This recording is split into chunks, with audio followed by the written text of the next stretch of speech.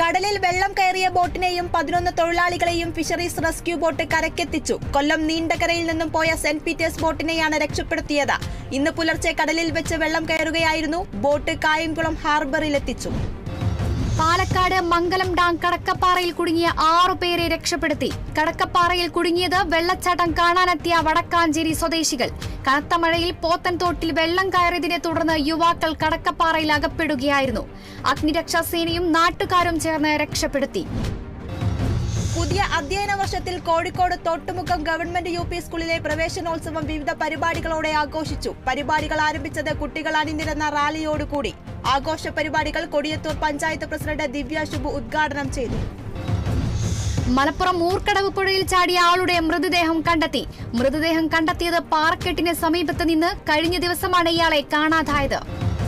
തിരുവനന്തപുരം ബാലരാമപുരത്ത് സ്വർണ്ണമാല കവർന്ന കേസിൽ 2 പേർ പിടിയിൽ. പിടിയിലായത് കുവളശ്ശേരി സ്വദേശി വിനീത്, കിളിമാനൂർ സ്വദേശി ജ്യോതി വിജയകുമാർ എന്നിവർ. 10 ദിവസം മുൻപാണ് ബൈക്കിലെത്തിയ ഇരുവരും കോഴോട് സ്വദേശി സജിലകുമാരിയുടെ മാല പൊട്ടിച്ച് രക്ഷപ്പെട്ടത്. തൃശൂർ കലൂരിൽ കാറിടിച്ച് സൈക്കിൾ യാത്രികൻ മരിച്ചത് മാവിൻചുവട് സ്വദേശി ദേവദാസ്. ദേവദാസിനെ പുതുക്കാട് താലൂക്ക് ആശുപത്രിയിൽ എത്തിച്ചെങ്കിലും ജീവൻ രക്ഷിക്കാനായില്ല. പാലക്കാട് ചിതലിയിൽ ബസ്സും ലോറിയും കൂട്ടിയിടിച്ച അപകടം. തമിഴ്നാട്ടിൽ നിന്നും എറണാകുളത്തേക്ക് പോവുകയായിരുന്ന ലോറിയും ബാംഗ്ലൂരിൽ നിന്ന് വരികയായിരുന്ന ബസ്സും കൂട്ടിയിടിച്ചാണ് അപകടം. അപകടത്തിൽ ലോറി തലകീഴായി മറിഞ്ഞു. സ്വകാര്യ ബസിന്റെ മുൻവശം തകർന്നു. അപകടത്തിൽ ആർക്കും പരിക്കില്ല.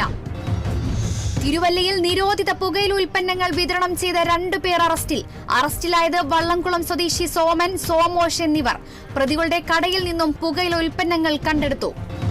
ജമ്മു കാശ്മീരിലെ പുൽവാമയിൽ സുരക്ഷാ സേനയും ഭീകരരും തമ്മിൽ ശക്തമായ ഏറ്റുമുട്ടൽ തുടരുന്നു. ഒളിത്താവളം കണ്ടെത്തിയത് ഭീകരരുടെ സാന്നിധ്യത്തെക്കുറിച്ച് ലഭിച്ച രഹസ്യവിവരത്തെ തുടർന്ന്. ഉത്തർപ്രദേശിലെ മീററ്റിൽ കാറിന് തീപിടിച്ച് 4 പേർ വെന്തു മരിച്ചു. ഡൽഹിയിൽ നിന്നും മീററ്റിലേക്ക് കാറിൽ യാത്ര ചെയ്ത 4 പേരാണ് അപകടത്തിൽപ്പെട്ടത്. തീപിടുത്തത്തിന്റെ കാരണം വ്യക്തമല്ലെന്ന് പോലീസ് സൂപ്രണ്ട്.